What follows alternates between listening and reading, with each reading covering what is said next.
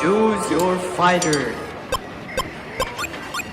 Can you believe that a year ago today, these developers wanted to release this game in such a, I guess I would describe it as a bad state? Like, early access wasn't even on their radar. They wanted to launch this as a full game. Well, I am glad to have been one of those playtesters that stopped them from actually going into full game mode, because the game has come such a long way. Initially, when I first played this game, I had thought that it was just like a cheap, janky Rainbow Six type of game, but as the updates kept rolling out and rolling out and rolling out, I'm just like, what the hell? This might just be the best tactical CQC shooter on the market. Now, I say that because for a while there, CQC tactical shooters was looking pretty bleak. Not too many games were like that. I mean, I thought that Ready or Not was supposed to be that game, but it just didn't happen. Like, for me, I honestly thought that 0 Hour was going to be like a one and done kind of game for the channel. Like, I just cover it once and then move on to the next game, but it's honestly been a surprise for me. I mean, it really has come a long way. This game has gone from initially being a cheap, janky, more down-to-earth Rainbow Six Siege without abilities to what it is today. And we'll definitely get into more of that in just a second, but back then, it was a game that I would have probably not recommended were it not for its dirt cheap price, and that it was going into early access instead of becoming a full game. If it had been a game that was like $30 to $40, I probably would not have even recommended or even covered it on the channel, because honestly at that price it just doesn't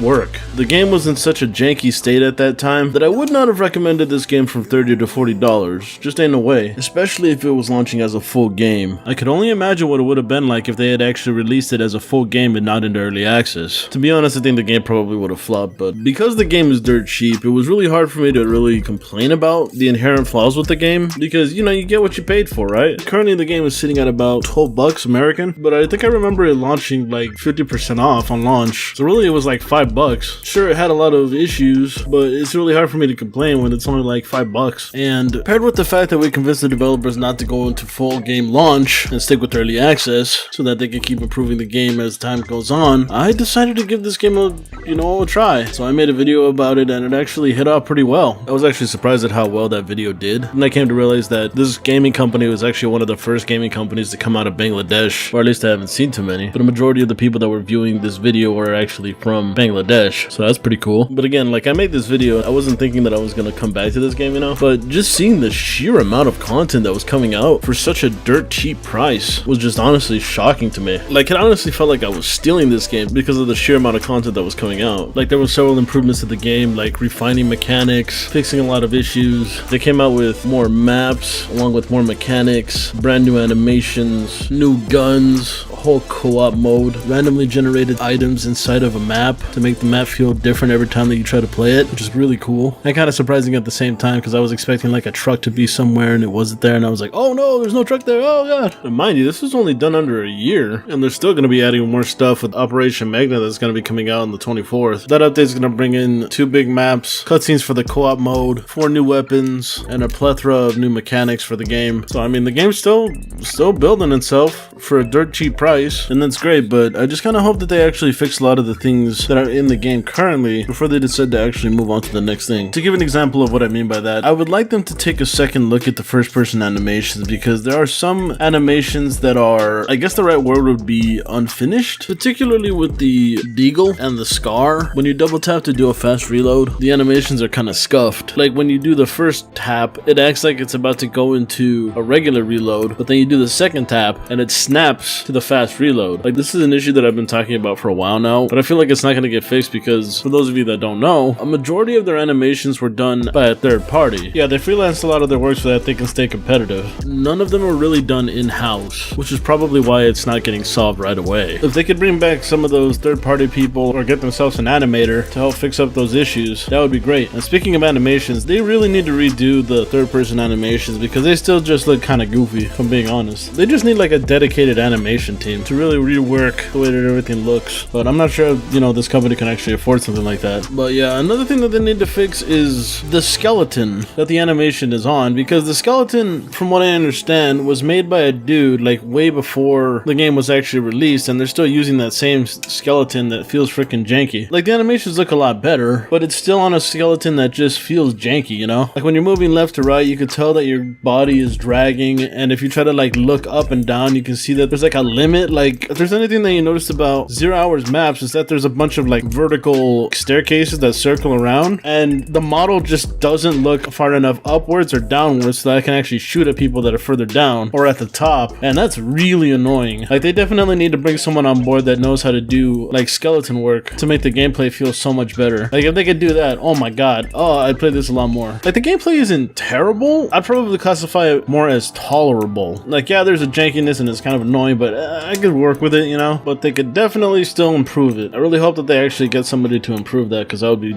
really, really good. If they made the gameplay like Ready or Not or Insurgency Sandstorms, I think that this game would be really top tier. Another thing that I would like them to improve is just the AI for the co-op mode. The AI is complete BS most of the time. Like, they barely even give me time to like yell at them, and they'll just pop me right there. It's like I might as well just go on guns blazing, but if I do, then I'm just gonna get penalized, so it's like, what the hell? The AI for co-op just seriously needs an overhaul. Also, another thing, I noticed that some of the AI is like client side. Like, why is that? Like, I'll get shot by an AI, and then one of my buddies is like, where'd you get shot from? I'll be like, he's right there. It's like, where? Like, you're literally staring at him. You don't see him, he's right there. And it turns out that that AI is client side, so he can't actually see him, even though the AI is actually shooting the crap out of him. And I really dislike how AI kind of just like spawns like outside of the map and then pushes in from behind. Like, that's freaking annoying. Like, they should only spawn inside of the area that you're pushing into, not outside. Like, the only way that I would accept them being outside is if they actually ran outside by themselves, not spawning out there, because that's just annoying. So yeah, AI definitely just needs an overhaul. That's all I really got to say about that. Another thing that I would like them to fix, and I feel like this should be a lot easier for them to fix, is just keyboard placement, because I thought that it was really stupid how night vision goggles is the same button as the grenade button. Yeah, nothing could go wrong there, right? I'm someone who plays without a HUD, so it's kind of like a guessing game. Let's see, is the night vision goggles on 3 or 4? Clicks 3, presses G, lobs a grenade,